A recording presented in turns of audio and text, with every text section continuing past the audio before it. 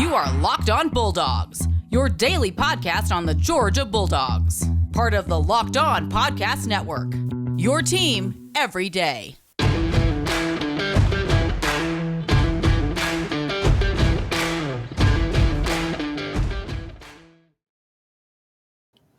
Hello and welcome. This is Locked On Bulldogs here on Locked On Podcast Network, your team every day. This episode is brought to you by BetOnline.net, the official sportsbook sponsor of Locked On Bulldogs and this Locked On channel, which we are a part of. Glad and happy to be part of Locked On Atlanta. Thrilled that that is happening. If you don't know what that is, search for it, get it, download it. We will be there from time to time. All things Atlanta. Braves are starting to play some baseball. Hawks are playing good basketball. Thanks for making us your first listen before you hop over onto that channel. Glad you are following us on whatever podcast listening device that you have. Stitcher, Apple Podcasts, 5-star rating and review. Please give us that. Helps us out, helps you out, helps other people find the podcast. And if you're watching us on YouTube, thanks. Glad to be in here. This has been an incredible journey to be on YouTube and a very, very fun feature. Get down in those comments, hit that notification button, and also subscribe as we go into the summer, as we look forward to next year. Get it done. Spring practice is nearly done. G-Day is nearly here. We got the Masters, and then after that, we head right on in to G-Day.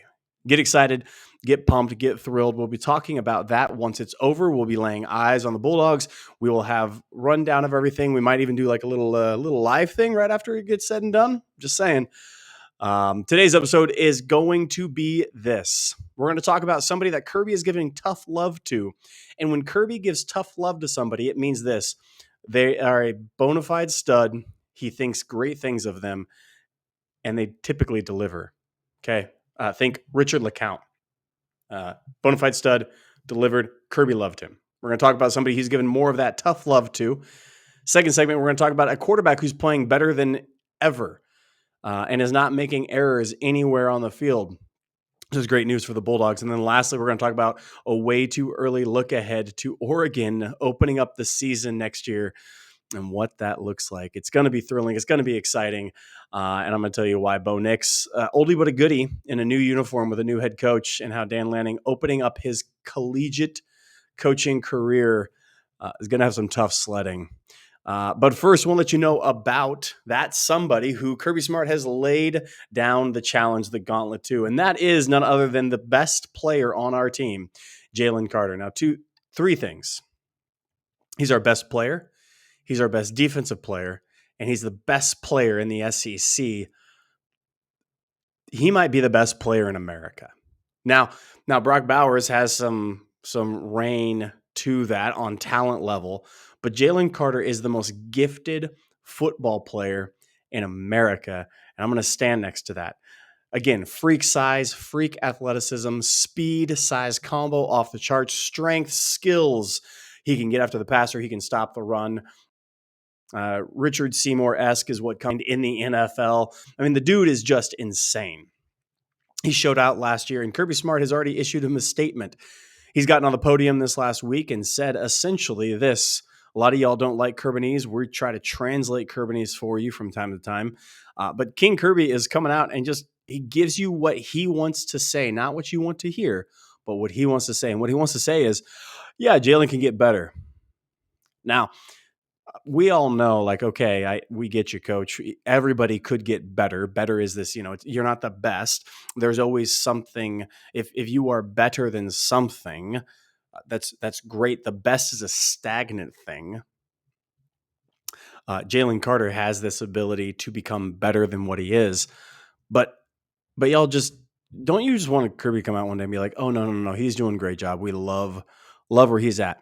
Now, Weldon Brothers were on our Twitter saying, hey, I don't want anybody to get excited about what's happening because I don't want anybody's foot to come off the gas. That's not going to happen under King Kirby. We can give all the praise in the entire world. We can feel accomplished because nobody can take 2021 away from us. That is our championship. But at the same time, Kirby is not defending a national championship. He's pursuing another one. He is not the one that's going to let off anybody. And if he sniffs anybody letting off, I can guarantee you what's going to happen to him. They're going to hit the transfer portal real quick because they're going to hate life in Georgia. Jalen Carter is that guy that already knows he can be something insanely special, top 3 pick next year. Here's why. Devontae Wyatt, Jordan Davis, it's reported that came to him and told him essentially, hey, what Devontae did for his stock is what you could do to your stock in the draft. Now, he's already consensus, let's say top 15. Jalen Carter's top 15, easy. Give me a bet, anybody on him being outside the 15. I will wager so much he's going to be top 15. But they said, they came out and said, hey, you could be the best Bulldog defensive lineman to come out. You could be that guy that's insane, that's incredible. Put in the work ethic, be a student of the game, don't quit. And Kirby issued a statement saying, be a leader. We got vocal leaders, all right? Dumas Johnson back there already leading, being vocal, getting hyped, talking. He's saying, Jalen, you don't have to be that way, but lead by example of your work ethic and others will follow because you are the most talented guy we have. And by all accounts, when Kirby does that, good things follow. So be excited when Kirby gives his little press conference, tough love. It's good stuff. Y'all need some coach in your life, okay? Y'all need friends that give you tough love like Kirby. He says, I love you enough to not let you be here tomorrow where you are today. We all need it. Jalen has it in Kirby. We're going to come back. We're going to talk about a quarterback playing better than he has ever. That's interesting. But first, I want to let you about Athletic Greens. Athletic Greens, I don't know if y'all know this. I have some Athletic Greens. Got it this last month, as a matter of fact. It is incredible vitamin. It's incredible minerals. It's got all the good stuff that you need for daily life to keep yourself healthy, keep your body regulated. If you care anything about your health, if you care anything about your body, you need Athletic Greens. And I have had Athletic Greens. I love this stuff. I've tried it now for 2 weeks in a row, given it every single week, every single day of that time. And guys, I got to tell you, I enjoy it thoroughly. It's lifestyle friendly, whether you eat keto, paleo, vegan, dairy-free, or gluten-free. It's all of those in one. It's going to come straight to your door. It's incredible. Just one scoop of this green mix, all the vitamins, all the minerals you need, 12 ounces of water, shake it up 20 seconds, take it down. It's fantastic. It costs you less than $3 a day. You're investing in your health, and it's cheaper than your cold brew habit. And lastly, you get with your subscription for a year, you're going to get a free year of vitamin D supplements added on top of that, as well as travel packs from Athletic Greens. To make it easy, Athletic Greens is going to give you a free 1-year supply of immune support, vitamin D, and 5 free travel packs with your first purchase. All you have to do is visit athleticgreens.com/college. Again, that's athleticgreens.com/college. Take ownership over your health and pick up the ultimate daily nutritional insurance. All right. So I said that the second segment is going to be talking about this quarterback that is doing incredible things and playing mistake-free football, essentially, and not doing the bonehead errors that he does before. And that's one Stetson Bennett. Now, Kirby came out and didn't issue the tough love. He's done that to Stetson before. There was a little tough love in there. He was basically demeaning him for having made very, very silly mistakes and stupid decisions before. But he came out and said, not this year, though. Stetson's out there slinging the ball around. He's not making the mistakes that he's not careless with the football as he was prior. Now, this is very, very important. This is very, very good. This is very, very lovely. And I'm going to tell you why. It means that Stetson Bennett is ahead of where he was last year. Now, last year at this time, he was not starting. Many of you will say he wasn't the starter. I get that. I understand that. But in Kirby Smart's system and in Dan Lanning's offense, you can't make mistakes. You have to hit the reads. Now, mistake football might be told to be, he's managing. He's talking about a manager. That's not what he's saying. Mistakes can be a check down when a receiver was open for an absolute gainer. That could be a mistake. That could be a boneheaded decision. That could be playing timid. Stetson is not timid. He's not playing bonehead. And Kirby's coming out here saying, no. He's not doing the things that he did first year, second year, third year, even last year. He's doing things well, and he's playing good ball. Now, again, all you quarterback haters, I need to encourage you with something. Stop it. First of all, just stop it. You don't need to do that. Secondly, if Stetson Bennett is upping his game and Carson Beck is upping his game, and there is considerable evidence to say that Carson Beck is doing good things at UGA's program right now, and Brock Vandagriff's doing incredible things by all accounts, guys. These are not, again, we take it with a grain of salt because we heard last year that Carson Beck was wowing people with his arm. and it didn't look so good in game. But if Stetson's ahead, that means Carson is ahead. That means Brock is ahead. Okay, that means everybody, all tides, a tide lifts all ships, right? That's exactly what happened in quarterback play. And if Stetson's playing less bonehead decision-wise, he's not throwing the ball a la Alabama a couple years ago to start off the season. He's not playing stupid pitch and catch. He's not trying to do a Jimmy Garoppolo in the NFC Championship game, just chucking it all over the place. He's doing smart things within the way that Todd and Kirby want to structure an offense, and reading things and making the accurate throws and delivering the ball into playmakers' hands on time. This is nothing but great news, people. At worst, it's raising Stetson's floor. At best, he's becoming a bona fide playmaker, which he was last year as well. And if somebody beats him out, that means they are playing better than he is, which means their floor and ceiling's up. Do you see how this can't be anything but good news? I'm telling you, UGA quarterback haters, stop it. There's no reason to hate like this.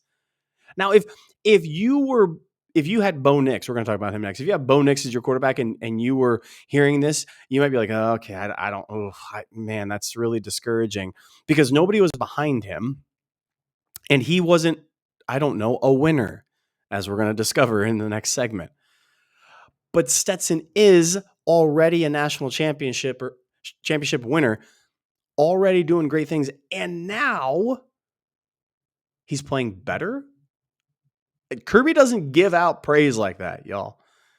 And he should know, because he knows what he wants in Todd Monken's system. He handed him the reins. So please listen to your head coach. Please. He's telling you everything you need to know. Okay? Okay. There it is. Next, we're going to talk about how Bo Nix, the aforementioned Bo Nix, is just in a world of hurt. And I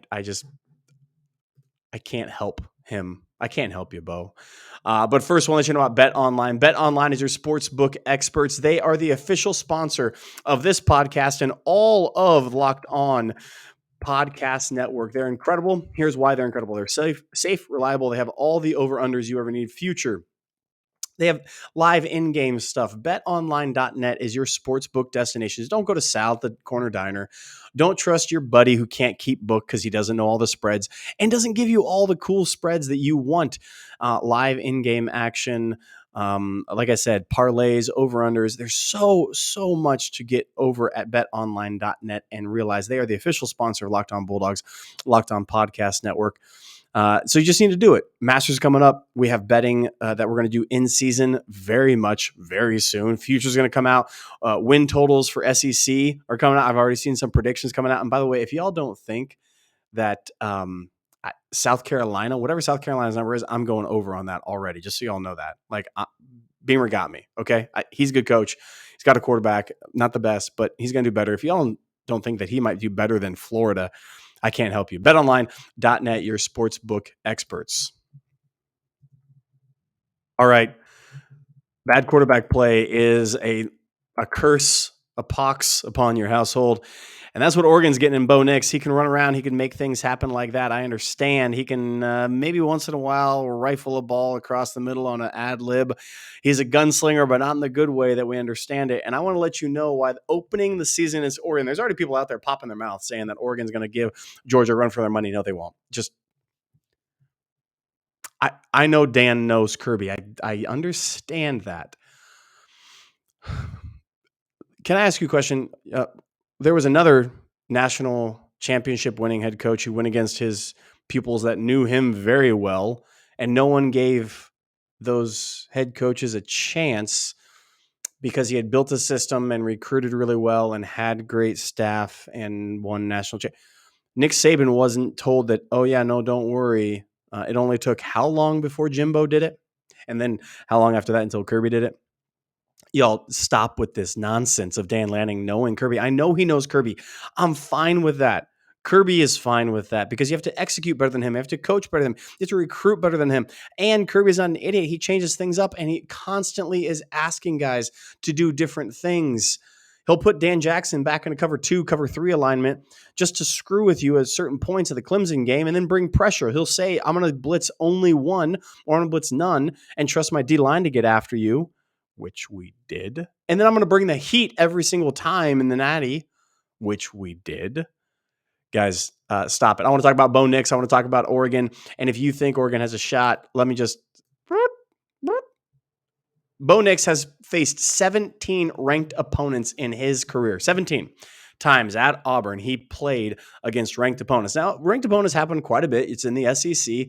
I understand that. But from his freshman, for his first 3 years playing at Auburn, by the way, Auburn fans, where are y'all at now that, he was like the most Auburn thing in the world playing at Oregon? Daddy played court, what happened?